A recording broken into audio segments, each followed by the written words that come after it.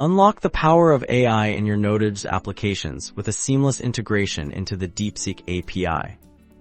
First, you'll need to obtain your unique Deepseek API key. This is your gateway to all their incredible AI models. Next, within your Node.js project, you'll install the necessary Deepseek SDK or a compatible HTTP request library. This will be your direct line of communication with the Deepseek servers. Now it's time to authenticate. You'll dynamically configure your application to use your API key, ensuring secure and authorized access for every request. Let's dive into a practical example. Generating text will construct a request to the Deepseek API, specifying the model you wish to use and providing your prompt a circumflex euros, the core idea you want the AI to expand upon.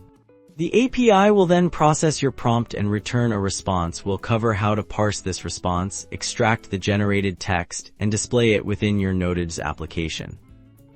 Beyond text generation, Deepseek offers capabilities like summarization and translation. We'll briefly touch upon how to adapt your requests for these different AI tasks, demonstrating the versatility of the API. By following these steps, you'll be well on your way to integrating cutting-edge AI functionalities directly into your Node.js projects and harnessing the full potential of the Deepseek API.